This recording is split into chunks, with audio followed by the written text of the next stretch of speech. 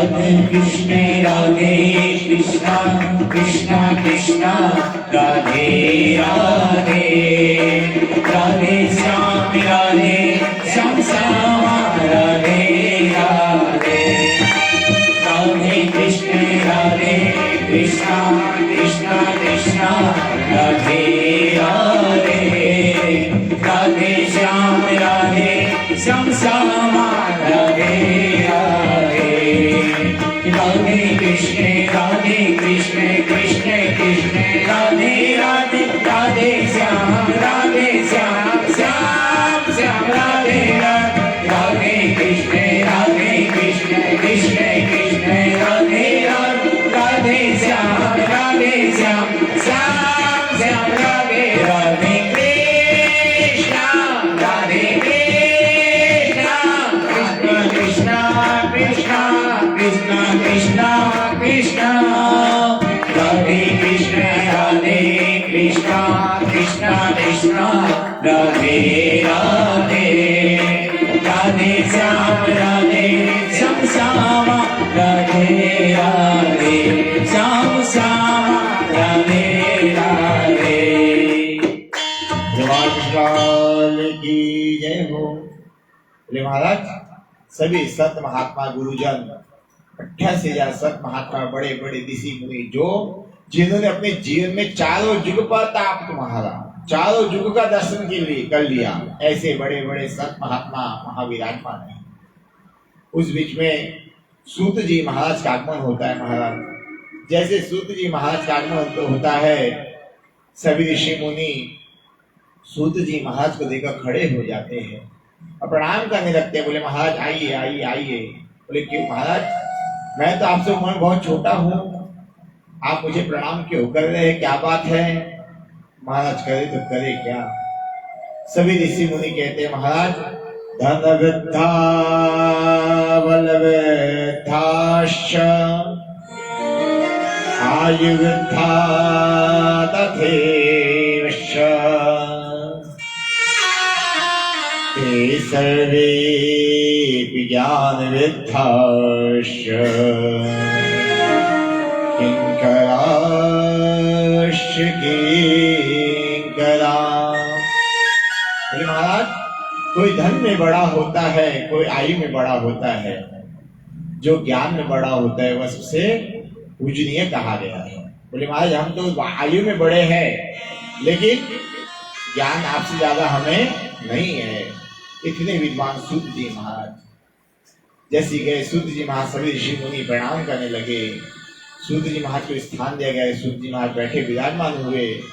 बोले महाराज जैसे स्थान दिया, सभी ऋषि मुनि सूत जी महाराज के पास में जाकर प्रश्न करते कि महाराज यह बताइए कि भगवान की प्राप्ति हमें कैसी करनी चाहिए, भगवान का भजन कैसे संकीर्तन करना चाहिए, इसकी जानकारी दीजिए। सूत जी महाराज कहते हैं हे महात्मा गुरुजन आप यह बताइए कि हमारे जीवन क्या है। सूत जी महाराज ने प्रश्न किया सभी ऋषि मुनि से। 88,000 ऋषि मुनि संत महात्मा विराजमान है और सभी कहते महाराज हमारा जीवन वही है, सुबह उठना, वो भोजन करना, पूजन करना, भजन करना, रात होना, सो जाना, यही हमारा जीवन है, आनंद लेना यही जीवन है। बोले आपको मालूम है आपका जीवन क्या है? बोले महाराज मालूम होता तो आप जैसे संत महात्मा के दर्शन कैसे होते, आपसे हमें जानकारी चाहिए, आप बताइए हमारा जीवन क्या है। आज सूत जी महाराज जैसी कहते हैं, बोले हमारा जीवन काल व्याल मुखाग्रासा त्रास निर्णास हे तवे। बोले हमारा जीवन एक बहुत बड़ा अजगर है, अजगर ने अपने मुंह को खोल रखा है और हम उसके मुंह में बैठे हैं। कब तक हमारा जीवन सुरक्षित है? जब तक अजगर मुंह को बंद नहीं कर देता। जिस दिन अजगर ने मुंह को बंद कर दिया हमारा गोविंदाय नमो नमो हो जाएगा। हम साक्षात कहाँ बैठे हैं? काल के मुख में बैठे हैं। हमें बड़ा अभिमान होता है, धन है, पैसा है, कौड़ी है, प्रॉपर्टी है, जमीन है, जायदाद है, तो बड़ा अभिमान होता है। लेकिन यह भी हमें मालूम नहीं कि एक कुछ मिनट में कथा कर पाएंगे कि नहीं कर पाएंगे, सुन पाएंगे कि नहीं सुन पाएंगे, भगवान का कीर्तन कर सकेंगे नहीं कर सकेंगे, इसकी भी जानकारी नहीं है। बोले वही हमारा जीवन है। जिसकी जानकारी नहीं है वही सत्य बात है, जिसकी जानकारी है वह सब असत्य है। बोले महाराज सुंदर रूप से आज सूत जी महाराज बैठे हैं, विराजमान हो गए, महाराज स्थान पे विराजमान हो गए हैं। और जैसे स्थान पे विराजमान होते हैं, सूत जी महाराज ऋषि मुनि सूत जी महाराज से प्रश्न करते हैं कि महाराज हमें कथा का श्रवण कराइए। सूत जी महाराज कहते हैं एक समय की बात है, जब राजा परीक्षित जी शुक्राचार्य जी के अमृत रूपी कथा का श्रवण करा रहे थे, उस समय अमृत का कलश लेकर शुक्र जी महाराज गए और ऋषि मुनि भगवान ब्रह्मा जी के पास में कहा, ब्रह्मा जी हमें अमृत का पान करा दीजिए। महाराज कैसे कहा, कथा लोके त्वक्वाच मणिनाम ब्रह्मानातो विनिश्चिते तदा देव्यस्ताम्। शुद्ध जी महाराज कहते हैं भागवत जी कथा श्रवण करना अमृत के पान करने से ज्यादा महत्वपूर्ण है। जैसे समुद्र मंथन में अमृत निकला, उसको पान करना, भागवत जी कथा श्रवण करना, उससे भी भागवत कथा का ज्यादा पुण्य बताया गया है। बोले महाराज जो भागवत जी कथा श्रवण कर लेता है वह जीवन में सुख शांति आनंद की प्राप्ति करता है। और पुनरपि जरणं पुनरपि मरणं पुनरपि जननी जठरे शयना पुनरपि जरणं पुनरपि मरणं पुनरपि जननी जठरे शयना पुनरपि जरणं पुनरपि मरणं पुनरपि जननी जठरे शयना पुनरपि जरणं पुनरपि मरणं पुनरपि जननी जठरे शयना पुनरपि जननी जठरे शयना। महाराज जो एक बार अपने जीवन में भागवत जी कथा श्रवण कर लेता है, भागवत जी कथा का आयोजन कर लेता है, वह जन्म मरण के चक्र से छूटकर भगवान के वैकुंठ लोक को प्राप्त हो जाता है। बोले महाराज ये भगवान का वैकुंठ लोक क्या है? सूत जी महाराज ऋषि मुनि से प्रश्न करते हैं कि भगवान ये बताए भगवान का वैकुंठ लोक क्या है? सूत जी महाराज कहते हैं यह जो संसार है ना भगवान का बगीचा है। फूलों का बगीचा होता है ऐसे, वही संसार भगवान का बगीचा है। जो अच्छा फूल होता है वही भगवान के मंदिर में भगवान की माला को अर्पण होता है, भगवान को समर्पण हो जाता है। और जो पुष्प काम करना काज का होता है वह उसका गोविंदाय नमो नमः हो जाता है, जगह पे गिर जाता है, उठने वाला उठाने वाला भी कोई से होता नहीं है। महाराज आज सुंदर रूप से लघुन्यानानि जातानि भूर्वेण इदं महां तदा ऋषिगणां सर्वे विस्मन्त्यायया। बोले महाराज भागवत जी कथा क्या है? बोले भागवत जी कथा कोई कथा नहीं है, साक्षात भगवान श्री कृष्ण का वांग्मय स्वरूप भागवत जी है, साक्षात भगवान श्री कृष्ण है। बोले महाराज सभी ऋषि मुनि सूत जी महाराज आज ब्रह्मा जी के मानस पुत्र सनक सनंदन सत्कुमार बैठे हैं और बैठकर भगवत कथा का श्रवण कर रहे हैं, भगवत कथा का दर्शन कर रहे हैं।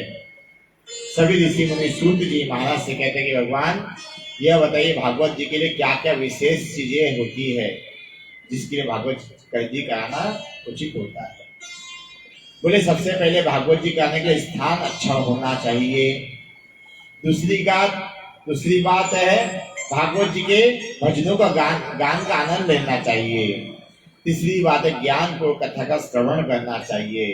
चौथी भगवत कथा है, चौथी बात है ध्यान, और पांचवी बात है काम। इस प्रकार जो भागवत जी कथा श्रवण करता है उसे वैकुंठ लोक की प्राप्ति होती है। महाराज यह बताइए, सूत जी महाराज कहते हैं एक बार देवर्षि नारद जी का दर्शन हुआ और देवर्षि नारद जी से दौड़ कर जा रहे थे। नारद जी को आदेश दिया गया, महाराज जी रुकिए रुकिए, हमें आपका दर्शन करना, आपके चरण छूना है। नारद जी कहते हैं भगवान मुझे रुकने की इच्छा नहीं है, संसार में रुकने की इच्छा नहीं है। बोले क्यों? बोले महाराज बद्रीनाथ गया, केदारनाथ गया, गंगोत्री गया, जन्मोत्री गया, सभी तीर्थों में गया, लेकिन शांति कहीं भी मुझे प्राप्त नहीं हुई। अब मुझे बताइए कि शांति कहाँ मिलेंगी?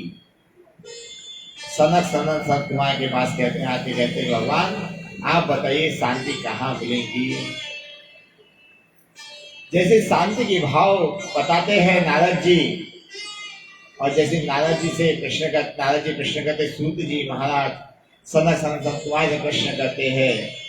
उस समय सनत कुमार कहते हैं कि भगवान शांति संसार में कहीं नहीं है, जहां ढूंढेंगे वहां क्या है? क्रांति है। शांति नाम की कोई चीज ही नहीं है।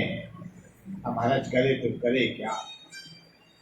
सनत कुमार कहते हैं कि भैया प्रभु नारद जी आप कहाँ से आ रहे हो? बोले मैं तो बद्रीनाथ गया था दर्शन करने, केदारनाथ, गंगोत्री, जन्मोत्री गया, सौराष्ट्र सोमनाथम च श्रीशैल मल्लिकार्जुनम, द्वादश ज्योतिर्लिंग का दर्शन किया, चारों धाम का दर्शन किया, लेकिन शांति कहीं नहीं मिली। लेकिन मैंने कौतुक सा देखा। बोले क्या कौतुक सा देखा? बोले कौतुक ऐसा देखा महाराज कि जब मैं मथुरा आया, मथुरा पे एक मैया को देखा, एक मैया का दर्शन किया। उस मैया से उनका नाम पूछा, उन्होंने अपना नाम बताया भक्ति देवी। और वह मैया बहुत रुदन कर रही है, रोती है, रो रही है। उससे मैंने पूछा कि भगवान आप रोते क्यों हो, क्या बात है, रोने का क्या कारण है? तो मैया कहती है कि भगवान मैं इन बच्चों की माँ हूँ, जो दो बेटे हैं ज्ञान और वैरागी, इनकी मैं माँ हूँ। और मैं सौराष्ट्र से निकली और वृंदा मथुरा आई, मथुरा में आकर आज मैं ज्ञान और वैरागी नाम के जो बेटे हैं बूढ़े हो गए और माँ युवा हो गई। जो युवा माँ थी उन्होंने रोते रोते कहा कि भगवान नारद जी अब आप ही हो जो मेरे बच्चों को ज्ञान उपदेश देकर कथा का श्रवण करा कर इनको युवा कर सकते हो। नारद जी ने उनके कानों में ऋग्वेद, यजुर्वेद, सामवेद, पुरुषस्तव, महाराज चारों वेदों का पाठ कराया, लेकिन उसके बाद में उनकी मूर्छा दूर नहीं हुई। ऐसी कोई कथा, ऐसी कोई पूजा, ऐसी कोई लीला, ऐसी कोई भगवान की लीला दर्शन नहीं कराया जिन बेटे को ज्ञान वैरागी को वह टस से मस भी नहीं हुए महाराज। हमारे ऐसी स्थिति पे करे तो करे क्या? मैं बड़ा दुखी हो गया, बड़ा मन शांत हो गया। आज सूत जी महाराज संग बैठे हैं और चारों भैया बैठने के बाद में बोले महाराज उनका नाम है भक्ति माता और बेटे हैं ज्ञान और वैरागी। कलयुग के आने पर भक्ति युवा हो जाती है और ज्ञान वैरागी बूढ़े हो जाते हैं। बोले नारद जी आपका दर्शन, आपने उनका दर्शन किया? बोले हाँ दर्शन तो किया, लेकिन मुझे कुछ समझ में नहीं आया, मैंने उनको मूर्छा कैसे दूर करनी चाहिए। बोले भगवान इस संसार में कोई सत्य देवता है ना जो सभी को दिखाई देते हैं, हर व्यक्ति को दिखाई देते हैं, उसका नाम क्या है? सूर्य नारायणाय नमः। बोले महाराज ओम नमो भवे भास्कराय अस्माकं सर्वग्रहाणां पीड़ा नाशं कुरु कुरु स्वाहा। जो व्यक्ति सूर्य नारायण भगवान को जल देता है और उससे प्रश्न करता है कि भगवान ये मेरा कार्य है, ये कैसे करूं, उसको उत्तर प्राप्त हो जाता है जल्द से जल्द। तो नारद जी आप सूर्य भगवान को जल दीजिए। नारद जी सूर्यभगवान को जल देते हैं और जल देकर आकाशवाणी होती है। बोले महाराज आकाशवाणी में क्या होता है? बोले सत्कर्म शुचको नूनम ज्ञान यज्ञ स्मृते बुधे श्रीमद् भागवत वाता सतु गीत शुक्री। बोले नारद जी ये चारों भैया ज्ञान वैरागी ये बुढ़ापे को दूर करने के लिए आप अपने द्वारा श्रीमद् भागवत जी कथा का श्रवण करो। नारद जी कहते हैं महाराज देखो भागवत जी कथा तो सांसारिक व्यक्ति कराता है, मेरा तो विवाह भी नहीं है, मैं कैसे कराऊं कथा? जजमान मैं बैठू बन जाऊंगा, पत्नी को कहाँ से लाऊं, विवाह भी नहीं हुआ है और मुझे कथा को अनुश्रवण कराएंगा। तो संत कुमार कहते हैं भैया हम आपको कथा का श्रवण कराएंगे। संत कुमार कथा का श्रवण कराते हैं और कथा श्रवण कराने के बाद में सुंदर रूप से आज संत कुमार कथा का श्रवण कराते हैं। नारद जी जजमान बन जाते हैं और कथा का श्रवण कराते हैं। बोले बाल कृष्ण की जय। संत कुमार कहते हैं कि भगवान कथा में सबसे अच्छा एक नियम है। बोले नियम क्या है? जो सभी को पालन करना होता है। बोले नियम क्या है? बोले जब भी आप अच्छा कार्य करते हो तो आपको नींद आती है, पार्टी में आते हैं मनोरंजन करते हैं फिर नींद नहीं आती है, पूजा पाठ करते हैं तो अच्छे अच्छे को आ जाती है महाराज। बोले महाराज उस समय क्या करे? तुम्हारा संत कुमार कहते हैं कि आपकी सगी बहन का नाम है निंद्रा देवी। जिस माँ के द्वारा आपका जन्म होता है उसी के द्वारा आपकी बहन का भी जन्म होता है, एक भाई का जन्म होता है। जैसे ब्रह्मा विष्णु महेश तीन है, वैसे ही एक हमारा भाई होता है, इसका नाम होता है काल, और दूसरी बहन होती है इसका नाम निंद्रा देवी। काल नहीं चाहता कि यह व्यक्ति अच्छा कर्म करे, काल नहीं चाहता अच्छा यह कर्म करे, और निंद्रा देवी चाहती है अच्छा कर्म करे तो मैं इसके पास जाऊं। और जाके सबसे पहले निंद्रा देवी क्या करती है? व्यक्ति गोद में बैठ जाती है। सबसे पहले वह व्यक्ति अपने घुटने को हिलाता है, फिर धीरे धीरे आंखों को हिलाता है। आंखों को हिलाते हिलाते महाराज निंद्रा देवी वशीभूत हो जाता है। इसीलिए कथा में बाल लाल की जय जय जरूर बोले। बोले महाराज सुंदर रूप से बोले भागवत जी कथा किन किन व्यक्ति के लिए सुननी चाहिए, कौन कौन व्यक्ति इसका अधिकारी है? बोले जिन्होंने अपने द्वारा जीवन में सत्कर्म कर लिया, अपने पुण्य बढ़ाने के लिए भागवत जी कथा श्रवण करना चाहिए। ऐसा मन में के भाव नहीं लाना चाहिए कि हमने एक बार भागवत जी कथा बद्रीनाथ में सुन लिया, एक बार घर में सुन लिया, एक बार मोहल्ले में सुन लिया, एक बार गांव में सुन लिया, कोई आवश्यकता नहीं है। जितनी बार सुने मुहुर मुहुर रसिका भाव कर। जैसे खट्टा फल होता है, अगर सुखदेव जी उसके मुख लगा देते हैं खट्टा भी मीठा हो जाता है, उस चूस चूस के उसको मीठा कर देते हैं, उसमें आनंद की प्राप्ति करा देते हैं। वैसे ही भागवत जी कथा है, बार बार सुनने से अधिक आनंद की प्राप्ति होती है। बोले महाराज भागवत जी कथा सुनने से पुण्य बढ़ते हैं। एक कर्म तो आपने बतला दिया। बोले दूसरा कर्म, बोले अगर कोई व्यक्ति जीवन भर पाप कर्म किया हो, पापी से पापी दुष्ट से दुष्ट कर्म किया हो, वह मरने के बाद प्रेत योनि को प्राप्त हो गया हो, उसके लिए भी भागवत जी कथा अगर हम एक बार करा देवे अपने घर में और या अपने द्वारा, तो उसको वैकुंठ लोक की प्राप्ति हो जाती है। नारद जी कहते हैं कि भगवान बोले कैसे वैकुंठ पापी का पाप कर्म करने वाले को कैसे वैकुंठ की प्राप्ति होती है? हरि नाम बिना विश्राम, हरि भजन बिना विश्राम। बोले महाराज कैसे? बोले महाराज सुंदर रूप से।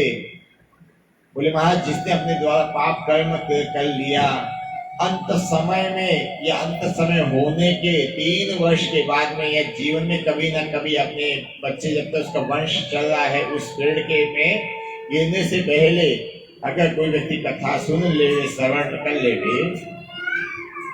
तो बड़े बड़े पाप कर्म पापी प्रेत उनसे मुक्त होकर वैकुंठ लोक को प्राप्त हो जाते हैं। बोले महाराज कैसे? बोले तुंगभद्रा तटे पूर्वा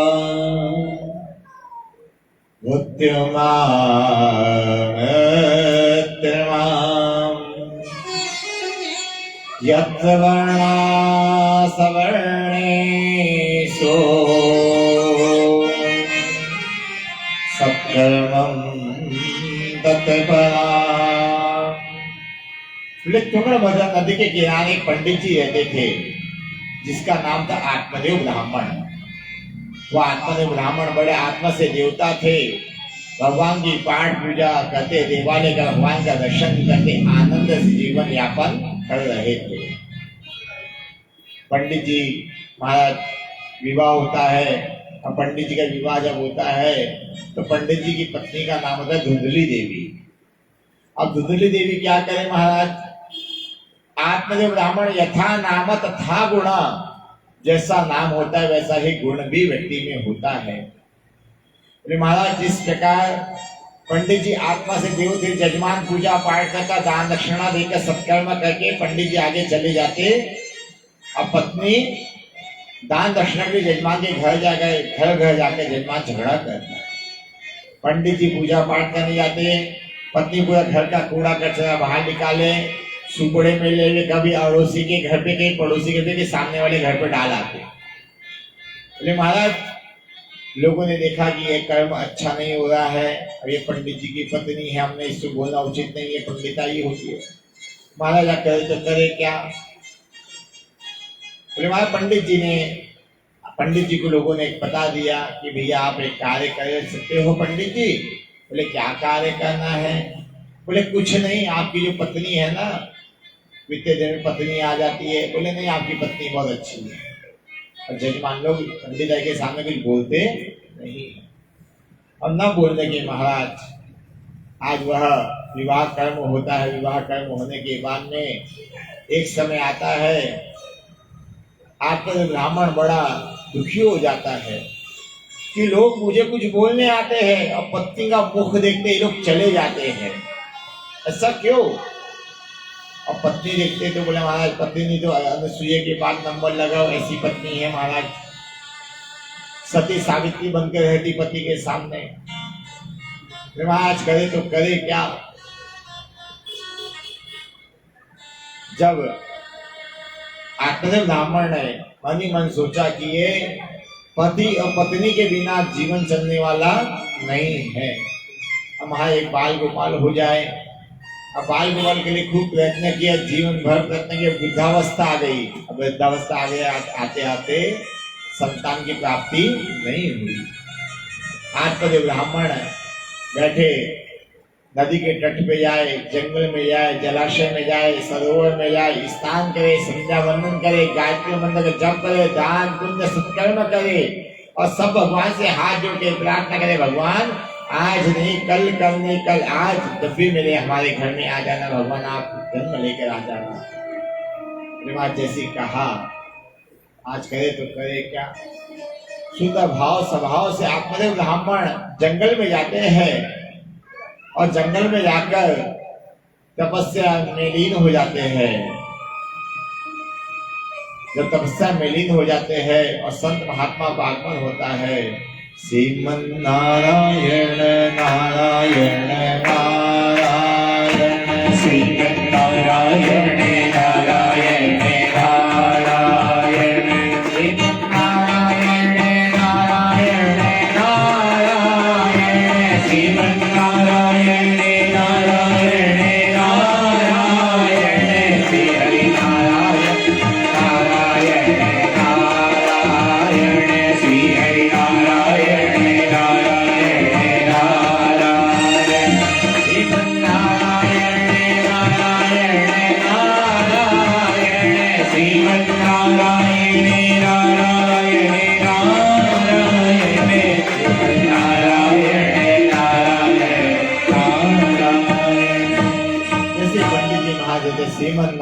नाम की ध्वनि को सुनते हैं पंडित जी का मन शांत हो जाता है। अशांत मन भी भगवान नाम की ध्वनि सुनकर शांत हो जाता है। और जैसे शांत हो जाता है महाराज, आज पंडित जी महाराज उस संत महात्मा के पास में आते हैं और एक पत्थर होता है पास में, उसको लेकर जाते हैं। बोले महाराज आप हमें आशीर्वाद दे दीजिए। बोले आशीर्वाद दे दीजिए। बोले कैसा आशीर्वाद चाहिए आपको? सुखी रहो, आनंद करो, वैकुंठ पे वास करो। बोले महाराज ये सब कुछ नहीं चाहिए, मुझे तो एक आशीर्वाद दे दीजिए कि सुंदर पुत्र मेरे घर में हो जाए। आपके आशीर्वाद से ऐसा आशीर्वाद दे दो। बोले महाराज आप आपको बताएं, आपको इस जन्म क्या 7 जन्मों तक संतान का सुख नहीं है। 7 जन्मों तक संतान का सुख नहीं है। बोले महाराज करे तो करे क्या? जैसे ही महाराज कहा करे तो करे क्या, सुंदर रूप से संत महात्मा कहने लगे महाराज हम यहाँ से जाते हैं, आपके संतान का सुख आपको प्राप्त होने वाला नहीं है। पंडित जी जो हाथ में जो पत्थर होता है वह बोलते महाराज अगर हमें आशीर्वाद नहीं देंगे ना तो यही पत्थर से हमारा सर फोड़ के यही का प्राणांत कर देंगे, हमारा स्वयं का गोविंदा नमो नमो हो जाएगा। इसका दोष आपको लग जाएगा। ब्राह्मण की हत्या का दोष, ब्रह्म हत्या का दोष ब्राह्मण को लगता है। ब्रह्म हत्या जो करता है, ब्राह्मण की हत्या करता है, ब्रह्म हत्या का दोष करता है। बोले महाराज आज करे तो करे क्या? संत महात्मा ने कहा कि हम आपको कैसे फल आशीर्वाद देवे? 7 जन्मों तक संतान का सुख नहीं है, हम आपको कैसे आशीर्वाद देवे? बोले महाराज हम नहीं जाते हैं, संत चाहे जो कुछ कर सकते हैं। क्यों? क्योंकि भगत के वश में है भगवान, भगत के वश में है भगवान, भगत के वश में है भगवान, भगत के वश में है भगवान। भक्ति लगी तो कुछ भी नहीं है, भक्ति लायक कुछ भी नहीं है, भगत है इनकी जान, भगत के वश में है भगवान, भगत के वश में है भगवान। कृष्ण की जय हो। संत महात्मा कहने लगे भगवान आप कहते 7 जन्म सुख नहीं है, अगर नहीं आशीर्वाद देंगे तो यही प्राणांत कर देंगे। संत महात्मा ने कहा जाओ एक कदली का फल लाओ। इसको हल्का आवाज को कम करो, हल्का आवाज करो, हल्का आवाज करो, हल्की सी। बोले महाराज आप तो 7 जन्म का सुख नहीं है कहते हो, लेकिन मुझे आशीर्वाद दे दीजिए। संत महात्मा ने कहा जाइए कदली का फल लाइए। कदली का केले का फल लाया और केले का फल लाकर कहा कृष्णाय वासुदेवाय हरे परमात्मने प्रणतय कृष्णासाय गोविंदाय नमो नमः। वसुदेवं सुतं देवं कंसचारणोदमधनं देवकी परमानन्दं कृष्णं वन्दे जगद्गुरु। बोले महाराज ये फल आप अपनी पत्नी को खिला देना, हमें विश्वास है कि इससे इसके द्वारा आपकी पत्नी गर्भवती हो जाएंगी। आज संत महात्मा ने फल दे दिया, लेकिन आत्मदेव ब्राह्मण के 7 जन्मों तो संतान का सुख नहीं था। पत्नी को दिया, फल दिया, देके लौट आए। अब पत्नी ने खिड़की में फल को रख दिया और समय आया, आधी तूफान आई, फल हवा के झोंके से नीचे गिर गया। जिसकी आत्मदेव ब्राह्मण सेवा करते थे गौ माता की, तो गौ माता ने फल का भोजन कर लिया, प्रसाद ग्रहण करा। उस प्रसाद ग्रहण करने मात्र से गौ माता गर्भवती हो गई।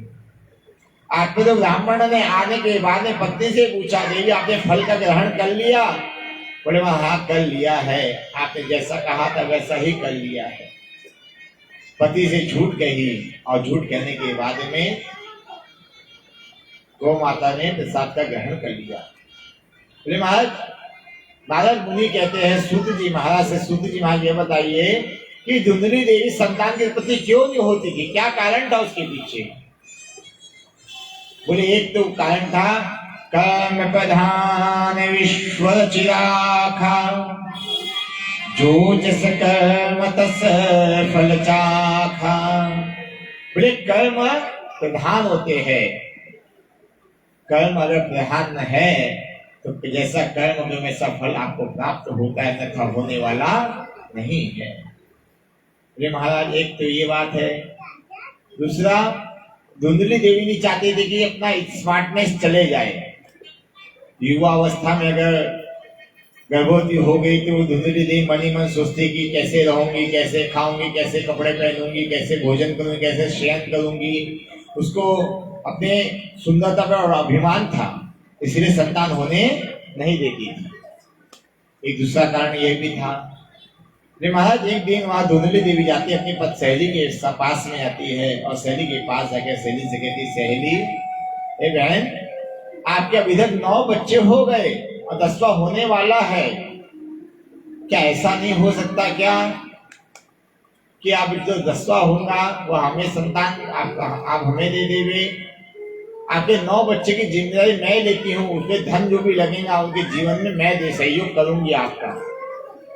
सहेली ने कहा, अरे देखो हमारी तो जीवन अवस्था बड़ी विचित्र है, हमारी दयनीय अवस्था है, हमारे घर में बच्चे बहुत है लेकिन भोजन की व्यवस्था नहीं है। आज महाराज कुछ समय के बाद में आप गौ जो गाय थी, गाय ने जो फल खाया उसके द्वारा एक पुत्र की उत्पत्ति हुई। पुत्र कैसा था? बोले पुत्र के कान थे गौ के समान, इसके लिए गौकर्ण हुआ उनका नाम। गाय के समान कान वाले गौकर्ण जी महाराज। और जैसे धुंधली देवी ने कहा गौकर्ण हो गया है, घर में गाय के समान कान वाला बालक हो गया है, अगर मेरा पति आएगा घर में आकर मेरे से पूछेगा कि आपको संतान हुई कि नहीं, मैं क्या जवाब दूंगी? सहेली ने कहा, देवी बहन चिंता मत करो, आज नहीं कल 2-4 दिन में मुझे संतान हो जाएंगे, मैं आपको दे दूंगी, उसके बदले धन दे देना। बोले ठीक है महाराज। रात को जब ब्राह्मण घर की ओर लौटे और लौटने से पहले उनकी सहेली को संतान हो गई। संतान को ले गोद में लेकर विराजमान हो गई, शयन कक्ष में विराजमान हो गई। विराजमान होते ही महाराज कहा, जैसे पतिया इस आत्मदेव नाम के ब्राह्मण आए, बोले कहा महाराज आपको जानकारी, हमें पुत्र की उत्पत्ति हुई है। कुछ समय बीता, अब बीतने के बाद में वह बालक का नामकरण संस्कार होने लगा। बोले नामकरण संस्कार होने लगा तो क्या होने लगा? बोले आत्मदेव ब्राह्मण कहते हैं कि गाय की सेवा मैं करता था, इसका नाम का अधिकारी मैं हूं, नाम मैं रखूंगा बच्चे का। धुंधली बोलती, देखो मैंने अपने बच्चे को अपने गर्भ में पाली है तो इसका नाम मैं रखूंगी। तो दोनों नामकरण संस्कार कहते हैं। गौकर्णो पंडितो ज्ञानी, धुंधकारी महाखल। बोले गौकर्ण जी नाम रखा, गाय के द्वारा जो पुत्र हुआ उसका नाम रखा गौकर्ण। और गौकर्ण हुए पंडित और ज्ञानी हुए। चतुर्वेदों का उन्हें ज्ञान याद है, 16 पुराण उन्हें कंठस्थ याद है। ऐसे गौकर्ण जी महाराज भगवान का दर्शन स्मरण आदि के सत्कर्म किया करते थे, पंडित और ज्ञानी हुए और धुंधकारी महाखल हो गए। खल माने खराब हो गए। जिस समय बच्चे ने दूध की बोतल हाथ में लेना, उस समय शराब की बोतल हाथ में लेने लगा। जिस समय खेल खिलौने से खेलना प्रारंभ करना, उस समय अस्त्र शस्त्र से खेलना प्रारंभ किया। अब बोले महाराज आज अस्त्र शस्त्र से खेलना प्रारंभ करते करते महाराज दिन पे दिन बढ़ने लगे। बढ़ते आज आगे जाके गौकर्ण जी महाराज जंगल में गए। जंगल में जाकर भगवान का स्मरण करने लगे, भगवान की तपस्या में लीन हो गए। और पिताजी से कहते, आत्मदेव ब्राह्मण पिताजी से कहते, पिताजी अब ये घर आपके रहने लायक नहीं है। क्यों? क्योंकि धुंधकारी यहाँ विराजमान कर रहा है। धुंधकारी खल है, खराब कर देगा घर को। आप जाओ भगवान की भक्ति करो, भगवान की भक्ति करो। जैसे कहा पिताजी ने घर का त्याग कर दिया, गोकर्ण ने घर का त्याग कर दिया। अब माता धुंधली और धुंधकारी ही घर में रहने लगे। एक समय आया धुंधकारी जी महाराज बड़े होने लगे। होते होते महाराज धुंधकारी जी ने 5 प्रकार की वैश्यों को पाल लिया। काम, क्रोध, मद, लोभ, ईर्ष्या नाम की वैश्यों को पाल लिया, साथ में पाल लिया। अब पालने के बाद में उनके साथ में जीवन यापन करने लगे। जैसे जीवन यापन करते करते महाराज जीवन यापन करते करते एक समय आया, माँ से धन लेने लगे। माँ ने धन दिया, जितना था उतना दे दिया। एक समय आया धन भी समाप्त हो गया। माँ के कमर में चाबी का गुच्छा लेने की भावना से कमर में हाथ डाले, चाबी का गुच्छा हाथ में नहीं आया। माँ पीछे पलट के देखने लगी। धुंधकारी ने धक्का देके माँ को कुएं में गिरा दिया। माँ का गोविंदा नमो नमो हो गया। आज महाराज करे तो करे क्या। धुंधकारी जी रोने लगे। काम, क्रोध, मद, लोभ, ईर्ष्या, यह धुंधकारी जी के साथ में यदि महाराज देखो कोई चिंता मत करो, ये अब कर्म हुआ, बहुत अच्छा कर्म हुआ कि माँ ही नहीं रहेंगे, अब हम अच्छे से रहेंगे, हमारे रोकने टोकने वाला कोई भी नहीं है। आज महाराज करे तो करे क्या। वहां सुंदर रूप से धुंधकारी जी रहने लगे और रहते रहते भगवान का पूजन अर्चन करना बंद कर दिया।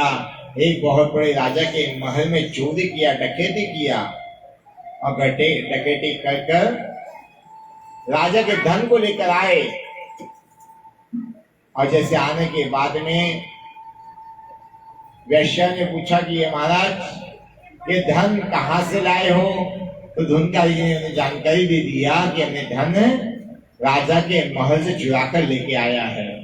रात्रि बेला में हुई, रात्रि बेला होने के बाद में वैश्याओं ने धुंधकारी जी को खुशी से बांध दिया, हाथ पैर बांध कर जलता मुंह में अंगार का गोला डाल दिया, पूरे शरीर में अंगार लगा दिया। अंगार लगाते ही धू धू करके धुंधकारी जी जलने लगे। अनन्या ममता विष्णु ममता बिंब संगता। बोले महाराज धुंधकारी जी रोने लगे। अब उस माँ को याद करने लगे जिस माँ का गोविंदा है नमो नमः के, उस माँ को याद करने लगे। अब महात्मा है ही नहीं। अनाज करे तो करे क्या। सुंदर भाव स्वभाव से वैश्य ने जलता छोड़कर तड़पता छोड़कर वहां से चल गई और चले जाने कर घर के सामने दरवाजे का उड़ाल कर चले गई, बंद करके चले गई। और चले जाने के बाद में गोकर्ण जी महाराज की विशेषता थी कि कभी भी तीर्थ में जाते दर्शन करते तो अपने घर जरूर आते। उनकी विशेषता थी। कहते हैं तीर्थ में जाना तो किसी के घर नहीं जाना चाहिए, सीधा अपने घर आना चाहिए। क्योंकि तीर्थों का पुण्य अपने साथ में देव दर्शन होता है। तीर्थों का पुण्य अपने घर में आना चाहिए, किसी घर में नहीं जाना चाहिए। बोले महाराज गोकर्ण जी अपने घर आते और आकर अपने जो केश होते यानी बाल होते बाल को हिलाते। तीर्थों में जाकर आने के बाद में बालों को हिलाना चाहिए, 2 मिनट तक 2 सेकंड तक हिलाना चाहिए, मसाज करनी चाहिए। क्योंकि भगवान इस प्रकार आशीर्वाद देते हैं और अपने साथ में मस्तक पर हो आशीर्वाद होता है। वो अपने जब हिलाते हैं बाल को तो अपने घर में आशीर्वाद आता है। कई लोग ऐसे होते कि तीर्थों में दर्शन करते घर में आके स्नान करते हैं, पुण्य चले गए गोविंदाय नमो नमः। तीर्थों में जाने के बाद में आने के बाद में पैर भी धोना नहीं चाहिए। जो चौकड़े पैर धोया जाता है ना, पैर भी धोना नहीं चाहिए। वैसे ही तीर्थों का पैर अपने घर में लेकर आना चाहिए कि कण कण में भगवान है। जैसे नर्मदा जी की जो नर्मदा जी है उसके हर कण में भगवान शंकर जी का वास है। तो तीर्थों का दर्शन करने के बाद में सीधा घर में आकर ठाकुर वाड़े प्रणाम आदि कर आदि कर्म करना चाहिए। सुंदर रूप से महाराज गोकर्ण जी महाराज आए, रात की हुई विश्राम करे। कभी धुंधकारी गाय बनकर दिखे, कभी भैंस बनकर दिखे, कभी गधा बनकर दिखे, कभी हाथी बनकर छाया दिखाई देती है। धुंधकारी जी डर जाते हैं और डर कर आज मां धुंधकारी जी हाथ में जल लेते हैं और जल लेके गायत्री मंत्र पढ़ते हैं और गायत्री मंत्र पढ़कर जगह जल छिड़क देते हैं रूम में, कमरे में, और कहते हैं यहाँ जो भी है मुझे जानकारी दीजिए, जानकारी दीजिए। जैसी गायत्री मंत्र छिड़कते हैं वहां जानकारी आती है। गोकर्णो पंडितो ज्ञानी धुंधकारी महाखल। बोले भाई मैं धुंधकारी हूँ। बोले तो मैं आप कैसे पहचानूं, आपकी जानकारी बताइए, धुंधकारी हो तो। बोले गौकर्ण पंडितो ज्ञानी धुंधकारी महाकल। बोले यह तो हमारे पिताजी ने नामकरण संस्कार जब कर रहे थे यह मंत्र बोला था। उस समय हम हमारे माता पिता ही वहां थे, बाकी कोई नहीं था। कहते हैं नामकरण संस्कार जब होता है तो वहां जब बाहर के लोगों को नहीं बुलाना चाहिए, घर के लोग ही रहकर नामकरण संस्कार करना चाहिए। बोले महाराज सुंदर रूप से। बोले भाई आपकी सदगति क्या है, आपको आप कहाँ हो? बोले मैं भाई प्रेत बनकर प्रेत योनि को प्राप्त हो गया हूँ, प्रेत बन गया हूँ, मेरी मुक्ति का उपाय करो। आज धुंधकारी जी मुक्ति उपाय बोलते हैं, करो। गौकर्ण जी महाराज तीर्थों का बोले, तीर्थों का दर्शन कराया, पुण्य फल अब जहाँ जाती मैं आपके नाम से तर्पण करूंगा। तीर्थों में कभी जाओ दर्शन करो तो अपने पितरों के नाम से भोजन कराना चाहिए, किसी न किसी को अपने दान देना चाहिए, चाय दूध पानी बिस्किट आदि खिलाना चाहिए, भोजन करना चाहिए। और जल में स्नान करते हो तो उस स्नान करने डुबकी लगाना, तर्पण करना चाहिए, जल से अंगुली से अंगूठे से जल देना चाहिए 11 बार अपने पितरों का नाम लेकर। लेडीज जेंट्स दोनों दे सकते हैं। पहली जल सूर्य भगवान को और 11 बार ऐसा जल देना चाहिए और पितरों को प्राप्त होता है। बोले महाराज शुद्ध रूप से धुंधकारी गौकर्ण जी महाराज भागवत जी का श्रवण करने बैठते हैं और बैठने के बाद में 7 दिन की भागवत जी कथा पूर्ण होती है। भगवान का विमान आता है और धुंधकारी जी महाराज को बैठा कर विमान साकेत धाम को प्रस्थान होता है। बोले बाल विश्वनाथ की जय। वहां बैठे सभी लोगों ने पूछा कि भगवान यह 7 दिन का कथा तो हम सभी ने सुना, धुंधकारी को सदगति क्यों हुई, इसका क्या कारण था? हमें क्यों सदगति नहीं मिली, हम के विमान में बैठ नहीं पाए? बोले कथा हो रही धुंधकारी के लिए, प्रेत योनि के प्राप्त के लिए कथा हो रही थी। बोले क्यों, कैसे? यहाँ बताया श्रोता के 3 प्रकार। एक कहा गया श्रोता जो कथा का श्रवण करे, दूसरा है सरोता जो कथा के विषय बातें करे, उसे कहते सरोता, और तीसरा कहते सोता। सोता कोंटा देखकर सो जाता है। 3 प्रकार बताए गए, श्रोता, सरोता और सोता। बोले श्रोता होता है उससे पुण्य फल प्राप्त होता है, सरोता और सोता को पुण्य फल प्राप्त नहीं होता है। बोले वहां 3 प्रकार के। आगे जाकर बोले नारद जी बताते हैं, बोले भागवत जी कथा का नियम क्या है? सत कुमार कहते हैं कि जब भागवत जी कथा कराते हैं विद्वान ब्राह्मण को बुलावे, शुभ मुहूर्त निकालना चाहिए और शुभ मुहूर्त निकालकर भागवत जी श्रावण भादव वैशाख आश्विन कार्तिक अघन माघ फागुन ज्येष्ठ महीने में भागवत जी कराना श्रेष्ठ कहा गया है। श्रावण भादव आश्विन कार्तिक अघन माघ फागुन वैशाख और ज्येष्ठ महीने में भागवत जी कथा करना सबसे श्रेष्ठ कहा गया है। पौष महीने में भागवत जी कथा सुनना भी नहीं चाहिए और करना तो बहुत दूर की बात है। पौष महीने कथा नहीं सुननी चाहिए। 14 दिसंबर से 14 जनवरी वह मल मास होता है, अच्छा महीना नहीं होता है। सूर्य अस्त चंद्र अस्त शुक्र अस्त हो उस समय कथा कराना नहीं चाहिए। और जिन महीने में भागवत जी आप कर सकते हैं, करा सकते हैं, उन्हीं महीने में गया श्राद्ध आदि कर्म भी आप कर सकते हैं। बोले महाराज भागवत जी कराना सबसे श्रेष्ठ कराना चाहिए। तुलसी जी की स्थापना करनी चाहिए, वेदी बनाना चाहिए, नवग्रह भगवान नवग्रह रुद्र कलश विष्णु कलश पितृ कलश समस्त कलशों की स्थापना करनी चाहिए। देवी देवता का आवाहन करना चाहिए, गायत्री मंत्र का जप करना चाहिए। भगवान की स्तुति पाठ पूजा नित्य विश्वास के साथ करनी चाहिए। क्यों? कि विश्वासम फलदायकम, विश्वास का ही फल है। सुंदर रूप से भागवत जी कथा करनी चाहिए।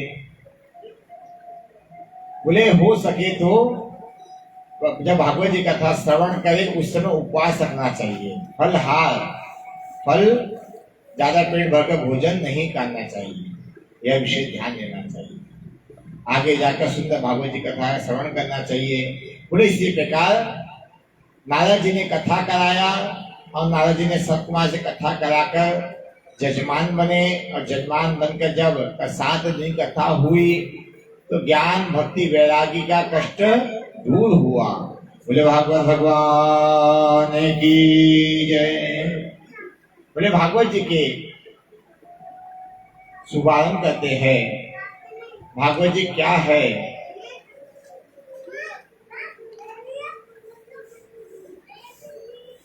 सुंदर रूप से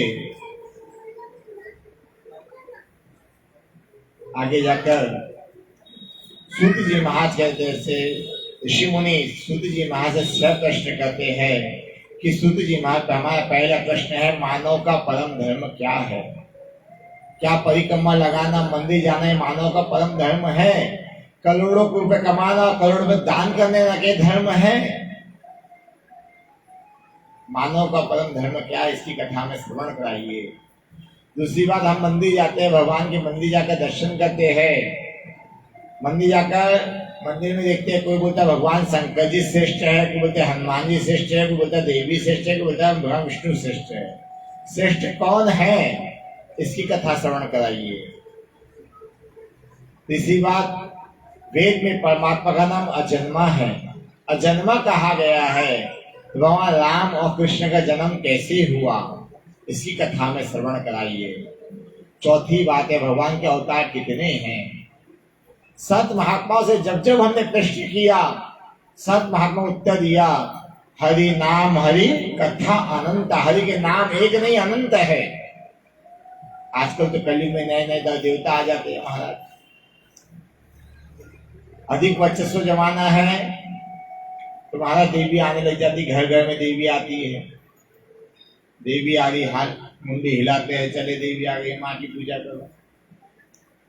सास ससुर बहू की पूजा करते, वर्चस्व जमाती बहू। इस प्रकार से वर्चस्व जमता है। बहुत सुंदर रूप से आगे जाकर बोले वक्ता श्रेष्ठ है कि श्रोता श्रेष्ठ है। वक्ता वह श्रेष्ठ है जो छोटी से छोटी, बड़ी से बड़ी बात कथा का हमें समझा के बतावे। छठी बात है, भगवान ने अपनी लीला संपन्न किया, भगवान ने अवतार लिया, गोविंद पृथ्वी पर उतार कर भगवान ने कहा धर्म संस्थापना सा यह संभवा युगे युगे युगे। यह भगवान ने 6 प्रकार के प्रश्न करते हैं। सुखदेव जी का जन्म होता है महाराज। आगे जाकर आदरणीय नारद जी मुनि ने मन ही मन सोचा कि मैंने ब्रह्मांड में झगड़ा करा चुका है, भगवान शंकर में झगड़ा अभी तो कराया नहीं है, तो आज क्या करें। आज भगवान शंकर के कैलाश पर्वत पर नारद मुनि जी जाते हैं, और नारद मुनि जाकर भगवान के कैलाश पर्वत जाने का प्रयत्न करते हैं और कहते हैं कैलासी काशी के वासी बाबा अविनाशी मोरी सुधरी जो देव कल्याण से राजन में, देव कल्याण से राजन में अपनो ध्यान सदा दीजो।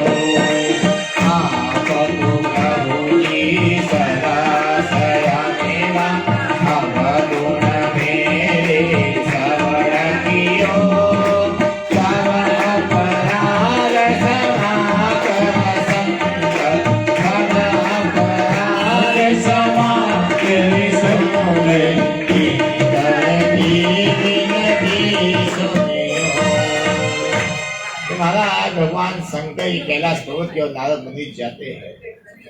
और जब जाते नारद मुनि जी, भगवान शंकर का दर्शन नहीं होता है, माता पार्वती का दर्शन होता है।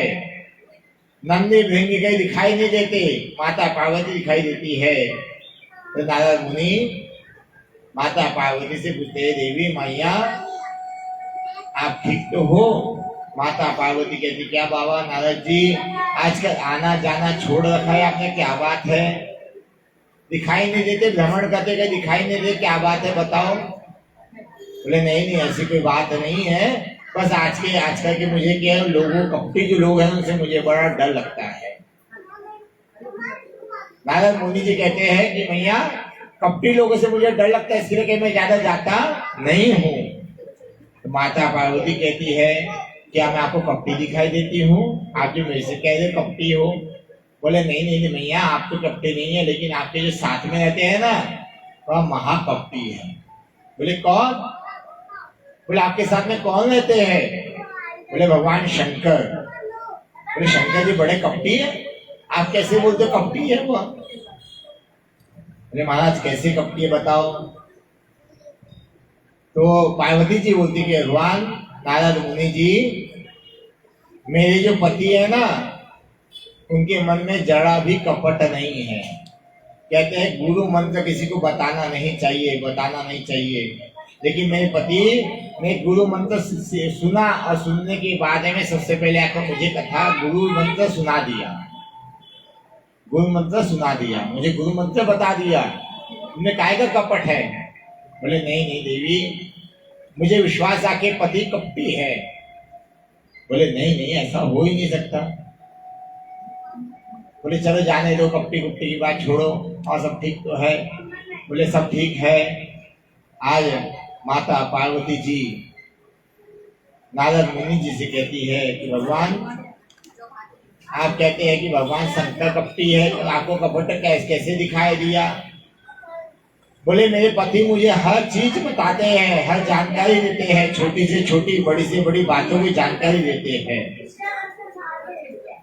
जो जानकारी देते हैं, बोले महाराज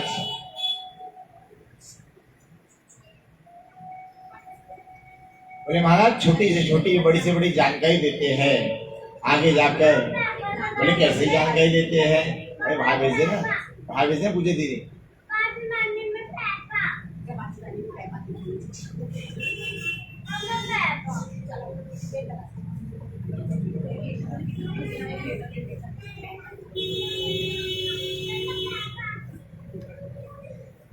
बोले महाराज आपके पति कैसे है, कपटी कैसे दिखाई देते हैं? बोले नहीं नहीं भैया आपके पति ने आपको सब बात जानकारी दे दिया, जन्म से अभी तक का पूरी जानकारी दे दिया? बोले हाँ दिया है। बोले एक बात छुपाया है। बोले कौन सी बात है?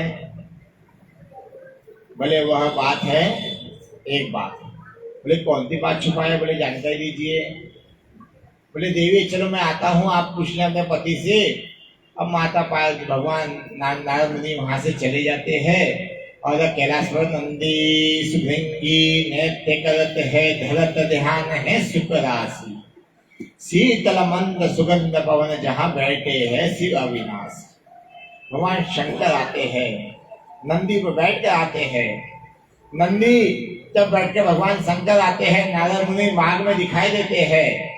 नारद मुनि भगवान को राधे राधे जय श्री कृष्ण नहीं कहते, भगवान शंकर प्रणाम भी नहीं करते, ओम नमः शिवाय भी नहीं बोलते, मुंह को पलटा देते जैसे पहचानते नहीं है। नंदी बोलते बाबा कुछ तो बात है। नारद मुनि मुंह को पलटा दिया, आपके लिए बात भी नहीं किया, कोई तो बड़ी बात है। बोले देखो चलते देखो क्या होता है। बोले यहाँ आज जाकर भगवान शंकर देखते हैं। शीतल मंद सुगंध पवन जहाँ बैठे हैं शिव अविनाशी, भरत गान गंधर्व सप्त स्वर, भरत गान गंधर्व सप्त, राग रागिनी मधुरासी, कैलासी काशी के काशी बा कोई सुधनी। जैसे भगवान शंकर जाते कैलाशी काशी वास में विराजमान हो जाते हैं और देखते हैं माता पार्वती कहीं दिखाई नहीं देती। माता पार्वती जब जाते हैं नारद मुनि को छोड़कर, नॉनवेज माता पार्वती को छोड़कर जाते हैं, तो माता सोचते हैं कि मैं भगवान मेरे पति ने कौन सा कपट किया, कौन सा कपट किया, सोचते सोचते उसको क्रोध आ जाता है। और क्रोध आने के बाद माता पार्वती अपने अच्छे कपड़े जो होते हैं, अच्छे सुंदर वस्त्र होते हैं, उसको उतार देती है, मलिन वस्त्र धारण कर लेती है, बाल जो होते हैं उसको बिगाड़ देती है और बिगाड़ कर कोप भवन नाम के कमरे में, कक्ष में जाके विराजमान हो जाती है और दरवाजा बंद कर देती है। जब भगवान शंकर जाते हैं, नंदी से कहते हैं नंदी भृंगी जाओ देखो कि मैया कहाँ है। बोले कहीं दिखाई नहीं दे रही बाबा। भृंगी आता है, नंदी आता है, सिंगी आता है। बोले बाबा वो नारद मुनि आए थे ना, उन्होंने कोई कार्य तो नहीं कर दिया। बोले हाँ उनका कार्य हो सकता है। बोले माता पार्वती का कहीं दिखाई नहीं दे रही। आज भगवान शंकर माता पार्वती की स्तुति करते हैं। अन्नपूर्णे सदा पूर्णे संकल्प्याणवल्लभे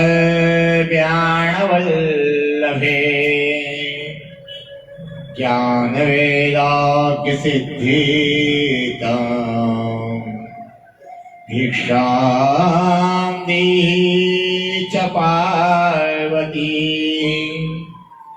माता च पार्वती देवी पिता देवो महेश्वरा बांधवास्य भक्ताश्च सदेशो भुवनत्रयम्। नंदी भृंगी देखते बोले अन्नपूर्णा मैया कहते आवाज देते हैं। कोप में से आवाज आती है अन्नपूर्णा कौन है, कौन स्त्री आ गई अन्नपूर्णा। भगवान शंकर कहते हैं अन्नपूर्णे सदा पूर्णे शंकर प्राण वल्लभे।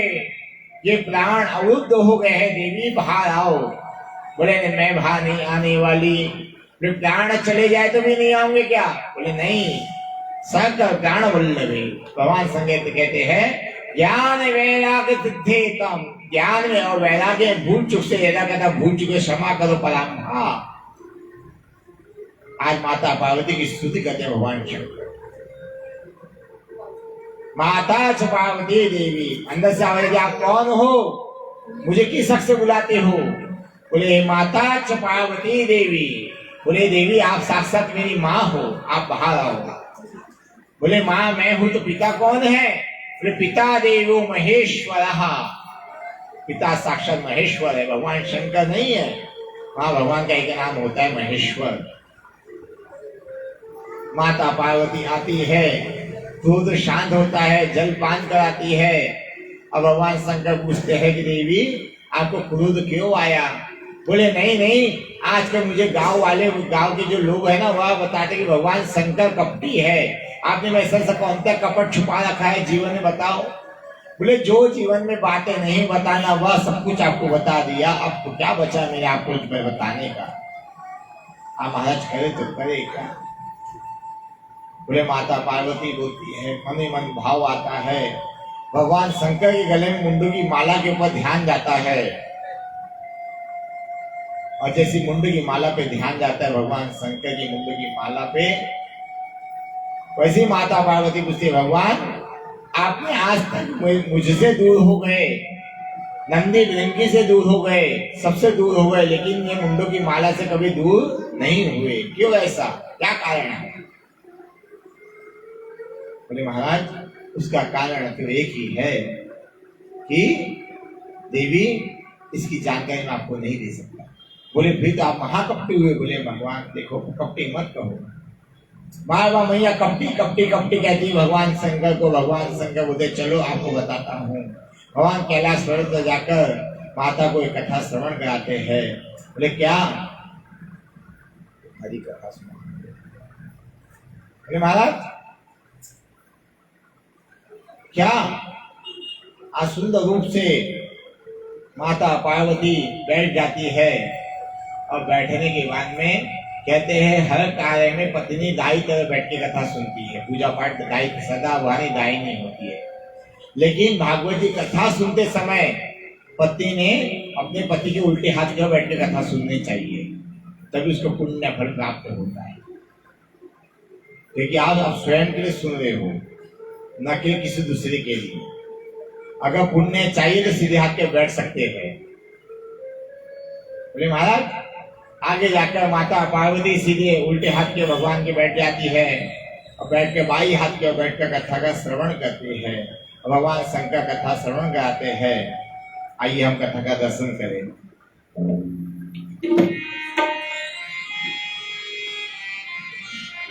हरि की कथा सुनाने वाले तुमको लाखों प्रणाम, तुमको लाखों प्रणाम। हरि की कथा सुनाने वाले, प्रभु की काम बताने वाले, तुमको लाखों प्रणाम, तुमको लाखों प्रणाम। हरि की कथा सुनाने वाले, प्रभु की काम बताने वाले, तुमको लाखों प्रणाम, तुमको लाखों प्रणाम।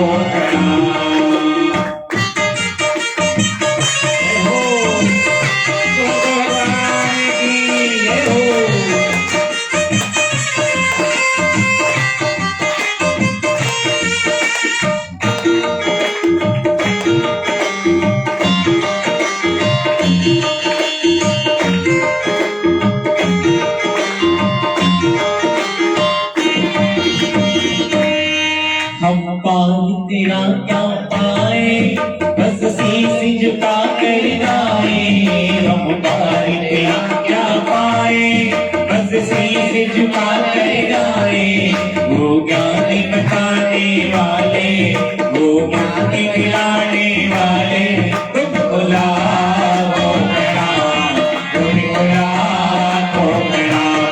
हरि की कथा सुनाने वाले, प्रभु गीता बताने वाले तुमको लाखों प्रणाम, तुमको लाखों प्रणाम। हरि की कथा सुनाने वाले, प्रभु गीता बताने वाले तुमको लाखों प्रणाम, तुमको लाखों प्रणाम, तुमको लाखों प्रणाम, तुमको लाखों प्रणाम। लाल की जय हो। सुंदर रूप से महाराज भगवान शंकर माता पार्वती कथा श्रवण कराते हैं कि भगवान ये मुंडों की माला क्या है। बोले पुनः भी जननम, पुनः भी मरणम, पुनः भी जतने जठरे श्यानम। हे देवी, मैं ही एक संसार में ऐसा हूं जो जन्म मरण जिसका नहीं होता, और आप बार बार जाती हो, बार बार आती हो, हमारे साथ आपका विवाह कर्म होता है, और जब भी आपका प्राणंत होता है ना, तो ये मुंड की, आपका जो मुंड है ना, ये मुंड की ही माला में धारण करता हूं, हृदय से लगाता रखता हूं देवी। इतनी प्रिय हो आप मेरी। बोले कैसे?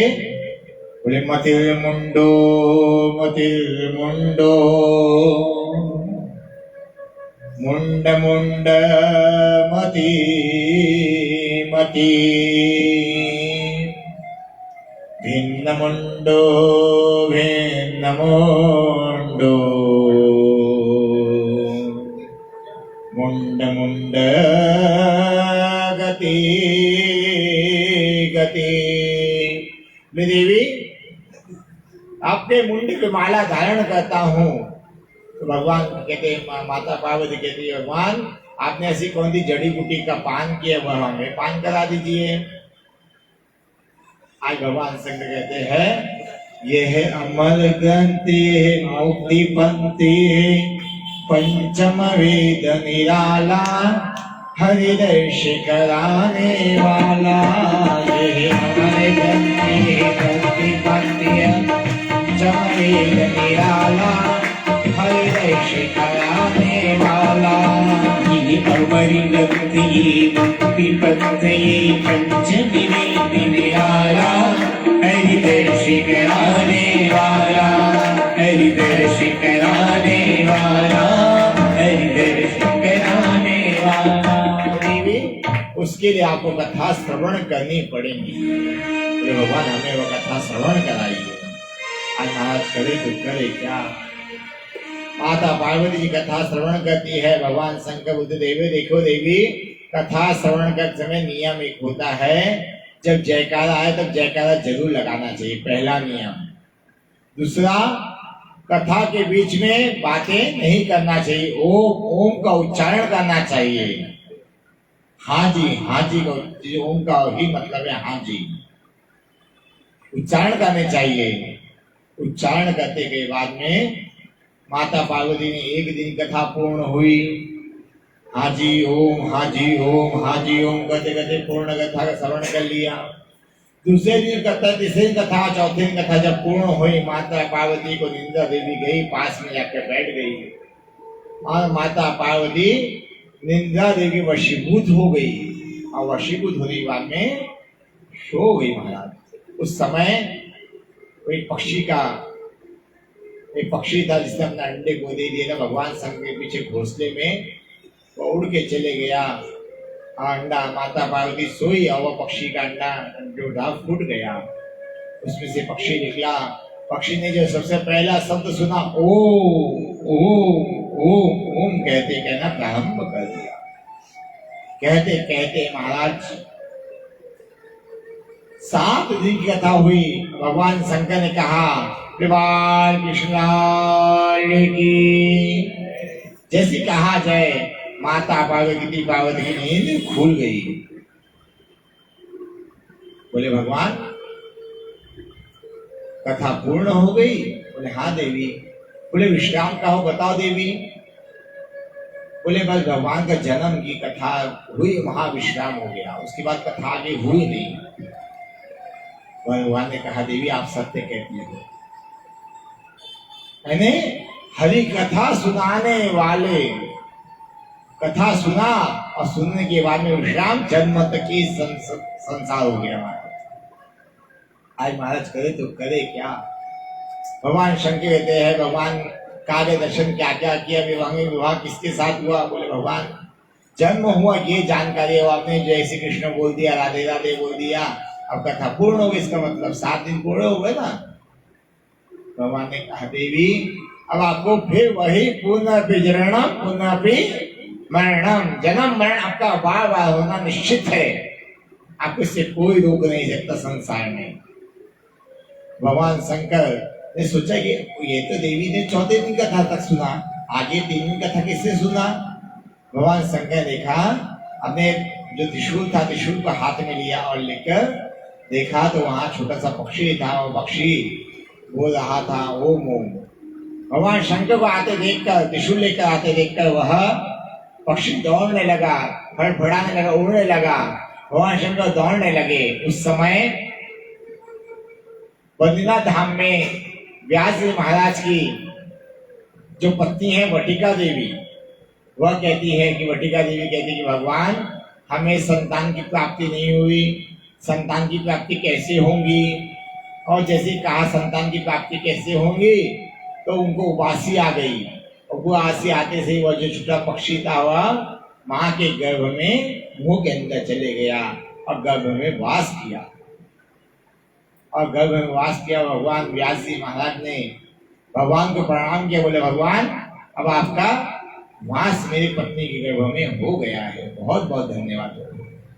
भगवान त्रिशूल लेकर आए और आके देखा अब ये तो देवी के गर्भ में चले गया है और इसे हाथ हम नहीं लगा सकते। आज महाराज करे तो करे क्या। सुंदर रूप से महाराज वह जो पक्षी था वह गर्भ में जाकर शुद्धदेव जी का रूप धारण कर लिया और शुद्धदेव जी को धारण कर कर व्यास जी महाराज भगवान का स्मरण करने लगे। हे नारायण तेरो ही आधार रे, भजो मन राधे गोविंदा। नारायण तेरो ही आधार रे, भजो मन राधे गोविंदा। नारायण तेरो ही आधार रे, भजो मन राधे गोविंदा। नारायण तेरो ही आधार रे, भजो मन राधे गोविंदा। राधे गोविंदा भजो राधे गोविंदा, राधे गोविंदा भजो राधे गोविंदा। नारायण तेरो ही आधार रे, भजो मन राधे गोविंदा। नारायण तेरो ही आधार रे, भजो मन राधे गोविंदा। राधे गोविंदा भजो राधे गोविंदा, राधे गोविंदा भजो राधे गोविंदा। नारायण तेरो ही आधार रे, भजो मन राधे गोविंदा। नारायण तेरो ही आधार रे, भजो मन राधे गोविंदा। सुंदर रूप से महाराज नारायण तेरो ही आधार रे, भजो मन राधे गोविंदा कह के वह बालक माँ के गर्भ में 12 वर्ष तक रहा। मन मंदिर बना लिया। वटिका देवी अपने पति से कहती, व्यास जी महाराज से कहते महाराज ये बालक को बाहर आने का न्योता दो, जानकारी दो, ये बाहर कब आएगा, बहुत वेदना हो रही है। 9 महीने नहीं, 12 महीने नहीं, 12 वर्ष हो गए महाराज, यह तो बाहर आने का नाम ही नहीं ले रहा। बोले देवी वह बहुत आनंद से भगवान का जप कर रहा है। बोले कैसे? बोले वह कौन सा जप कर रहा है? बोले नारायण तेरो ही आधार रे, भजो मन बाल मुकुंदा। नारायण तेरो ही आधार रे, भजो मन बाल मुकुंदा। बाल मुकुंदा भजो बाल मुकुंदा, बाले मुकुंदा भजो बाले मुकुंदा।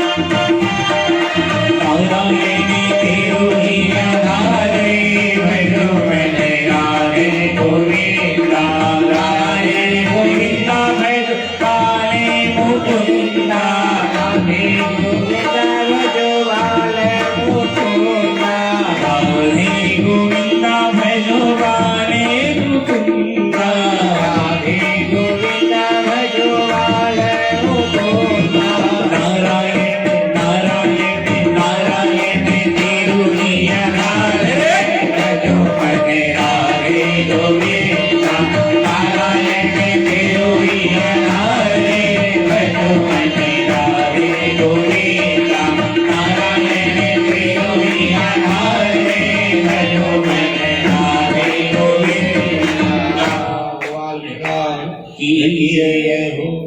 सुंदर से महाराज 12 वर्ष हो गए।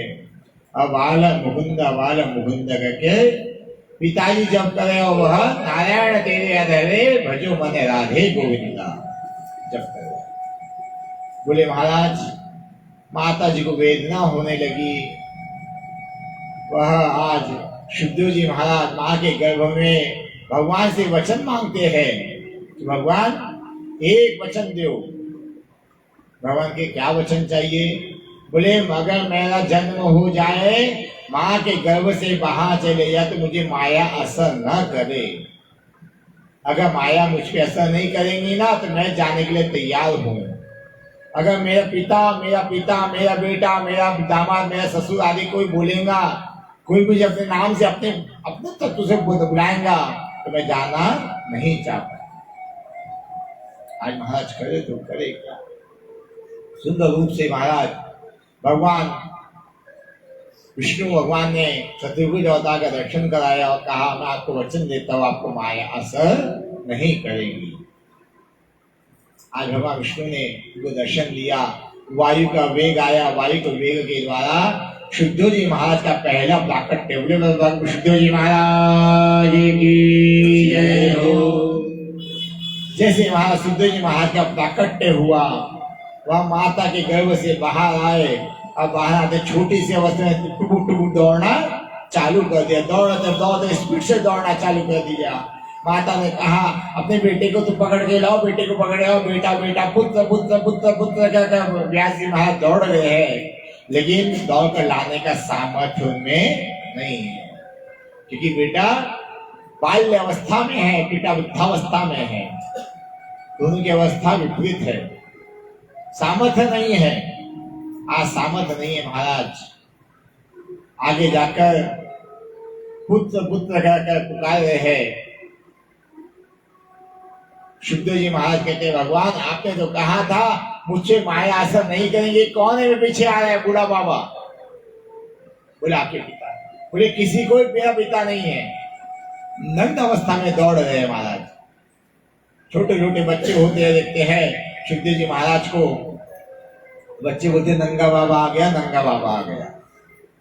बच्चे भी उनके पीछे दौड़ नंगा बाबा नाम से दौड़ रहे हैं महाराज। आज महाराज करे तो करे क्या? सुंदर से भगवान के आगे जाके कथा कि एक साधे सब सधे, सब साधे सब जाए। बोले भगवान मानव के लिए परम धर्म है अपने द्वारा जीवन में किसी का अच्छा करना। यही सबसे अच्छा धर्म है। अगर जो व्यक्ति अपने द्वारा अपने का या पराये का किसी का भी अनहित करता है वह मानव नहीं चंडाल कहा गया। मंदिर जाना, करोड़ों रुपए दान दे देना, मन में क्लेश रखना, द्वेष रखना, वह पुण्य कर्म प्राप्त नहीं होता उसे। महाराज आज भगवान बोले अजन्म है। अजन्म कैसे है भगवान? जब जब होई धर्म की हानि बड़े असुर महाअभिमानी। भगवान ने आगे जाकर भगवान के 24 अवतार का दर्शन कराया। सभी लोग जयकारा जरूर लगावे। बोले भगवान के जितने कितने अवतार मुख्य अवतार 24 अवतार है। 24